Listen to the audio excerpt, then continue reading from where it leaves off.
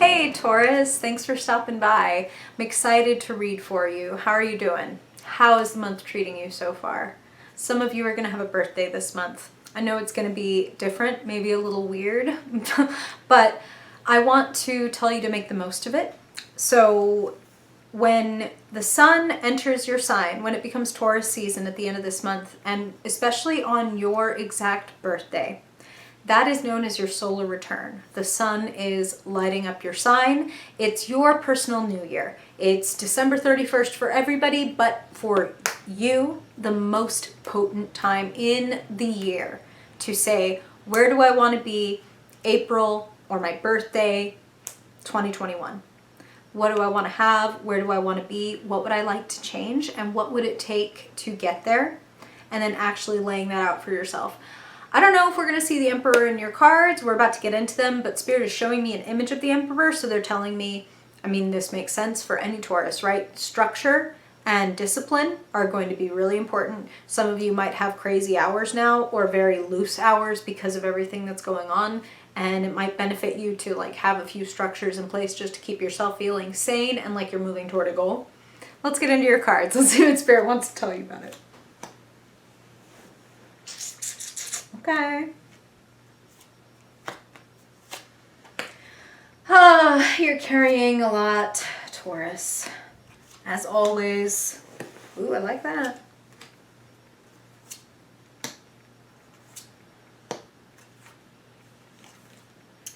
Okay.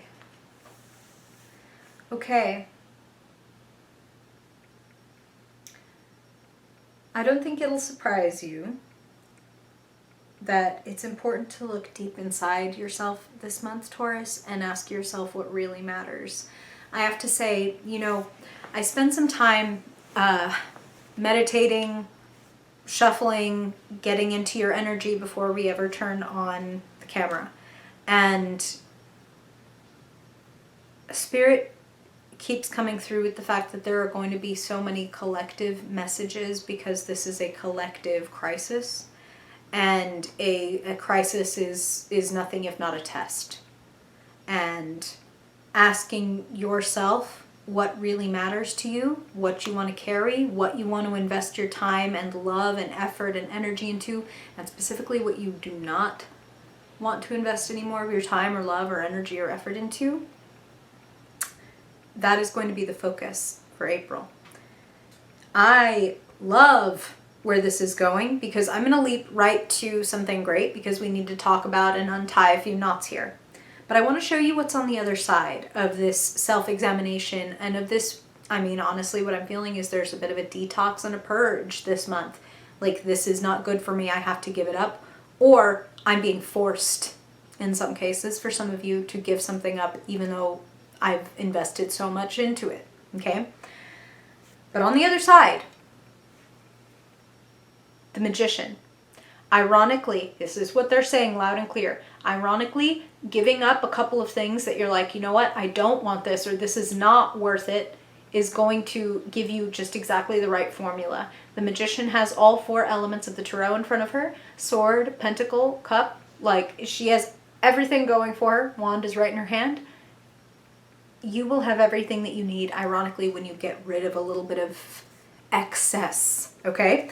And that's how they're putting it. Now, Taurus, of course, this is a general reading. This isn't one-on-one, or else that would be much more laser focused.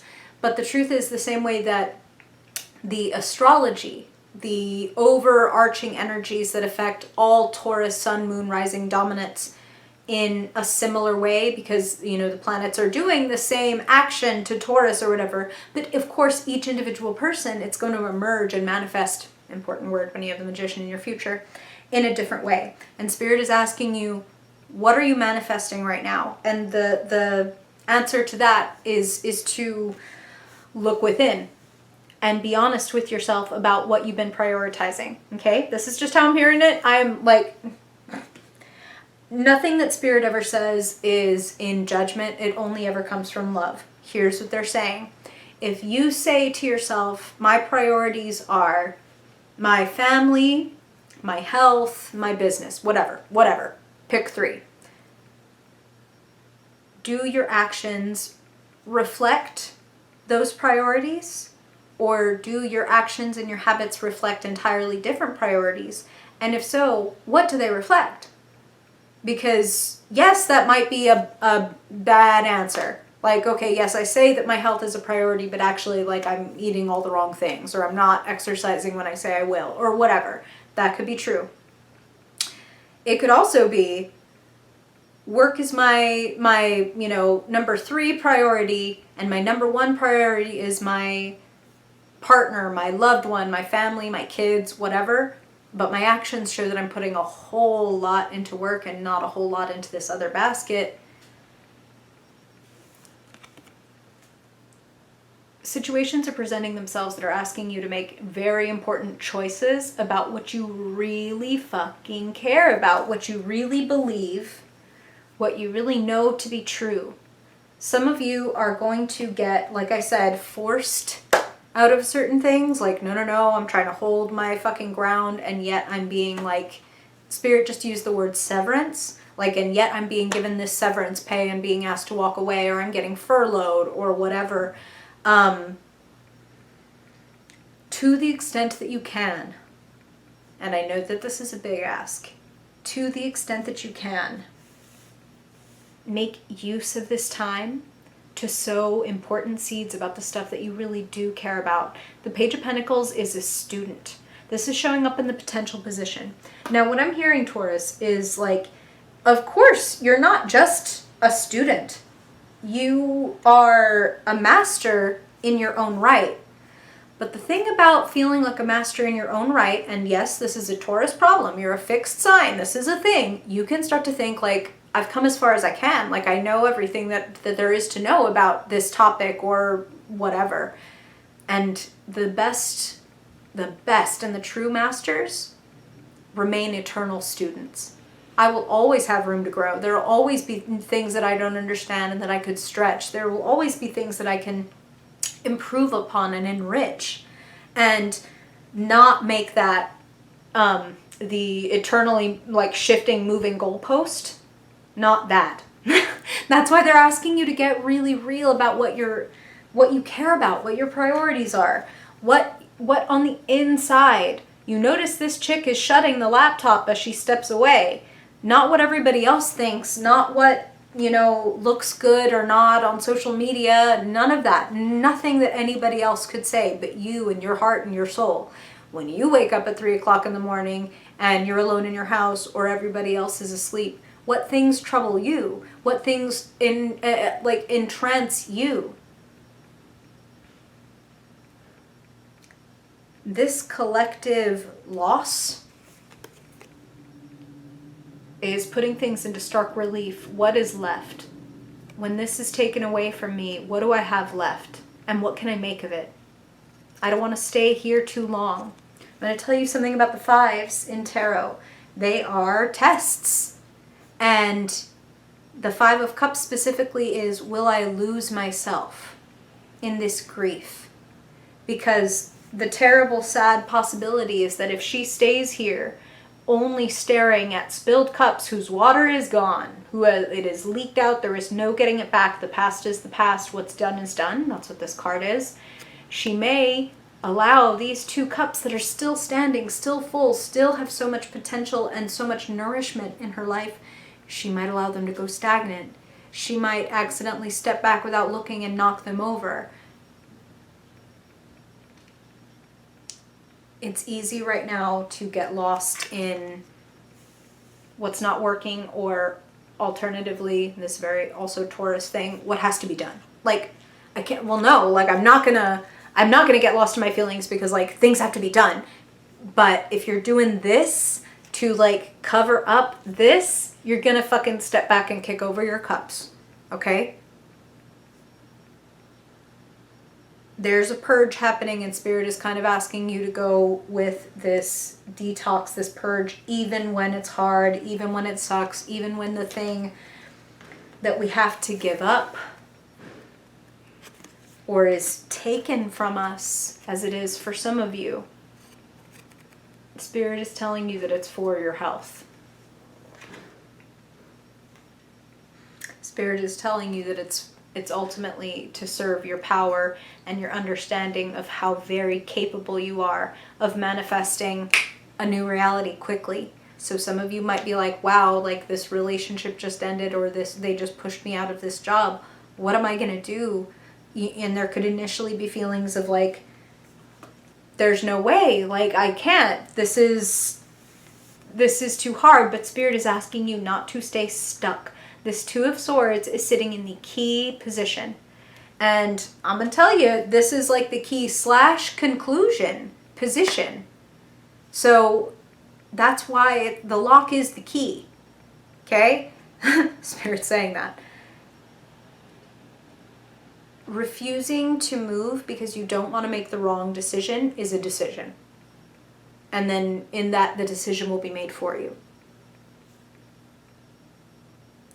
Choosing, as the Magician does, to look at what is in front of you on the table and be like, okay, so these 3 cups were kicked over. That left me with just 2. With just these 2 cups left over, and this sword, and this one, and this pentacle, what can I make from this? If I don't think of it so much as I should have had this and now it's gone, or it should be like this, but instead it's like that, and instead thinking of it, again, like a magician, and thinking, what do I have in front of me? What can I make out of it?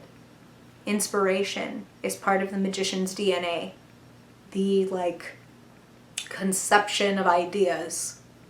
The Empress is the one who gives birth, but the magician is like the lightning, the electricity, the conception, right?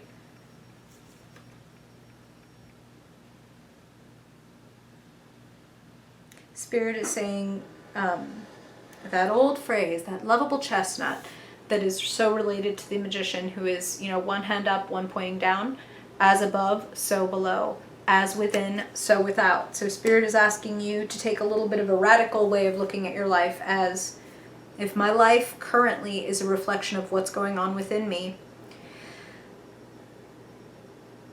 what does that tell me about my inner state? And what does that tell me that I might need to address or heal or improve or do more of? Because sometimes it's like, yeah, my external life is looking pretty awesome. Like, what is that telling me about myself? Or if these 3 parts of my life are going great, but this one isn't, what is that telling me about my inner self? Because if I address it there, I don't have to do this crazy heavy lifting where I have to like, oh no, I hate my job. How am I going to get another one? Not worrying about that so much as working from the inside. Because if we do that spiritual heavy lifting, as above, so below, as within, so without. I'm going to make a quick reference to the fact that the world would look very different. Taurus, you know this.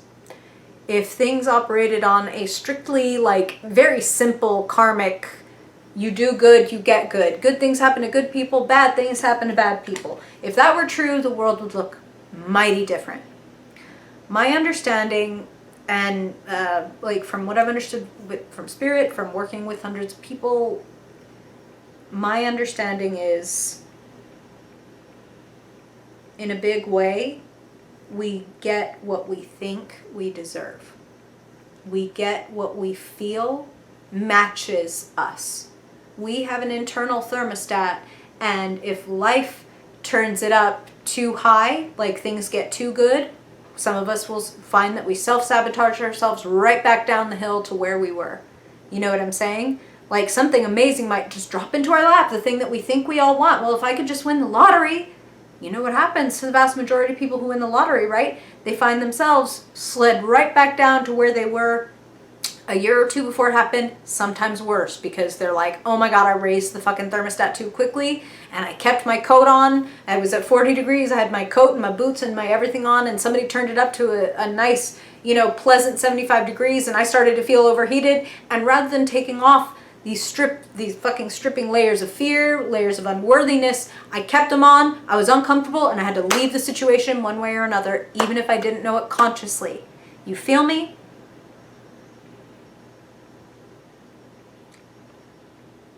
Here's what Spirit just said. There's an upgrade coming that for some of you may appear or look at first as a downgrade.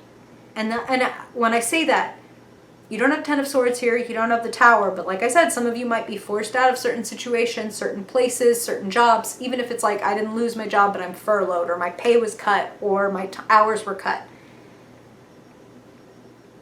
The downgrade is an upgrade. The quiet, the lowering of the noise, the lowering of the volume is so that you can hear yourself better. That's what they just said. You're going to know your magic better by the end of April because you're going to know yourself better. Some of you may have Aries placements because Spirit is telling me the same thing that they told Aries, which is like, what does your story tell you about yourself? And I mean literally, like where I was born, the family I had, the way I was raised, the way I behaved, my personality, the experiences I've had. What did my obstacle course and my training, like my childhood as an obstacle course, what did it teach me? What skills did it give me? What unique set of creative abilities, mental acuity, physical or mechanical skills, etc. What did it give me and what can I do with that? What is my personal magic? You're going to know your personal magic and power better by the end of the month, and the better you choose to know and inventory yourself and turn down the noise of everyone else, the sooner, the better, the more powerful your magic is going to come in, the quicker you can change things to the way that you want them, whatever that looks like for you. Be willing to do the detox and the purge, and whatever change comes, know that you can face it, and try not to think of it in terms of, I want to pick these 3 cups back up and I'm going to try to scrape this sandy, nasty liquid back into the cups and keep trying to sip out of them. No, I'm not going to do that. Life is demanding that I change. Okay, I'm going to do the really brave thing. And armed with nothing, able to take none of this that I was doing before, I'm going to be a pioneer. I'm going to create something new for myself. I'm going to seize and make the magic in my life. Fucking A. I like it, Taurus. How are you doing? What are you thinking? What's going on? If you need to have a catharsis, I can talk. A catharsis moment, a Sylvester moment, you please have it in the comments. I would love to hear from you. And I just really appreciate you being here. And I want to say that your likes, your comments, your subscribes, all that stuff really helps to move the channel forward and spread the message to more people, which is my ultimate goal, is just to help all of us turn our light on. So I appreciate that. I appreciate you. I hope this is helpful and your time investment pays for itself many times over, Taurus. Sending you and your loved ones lots of love and light. And if I don't see you in a video before then I hope I see you in your May reading. Bye, Taurus.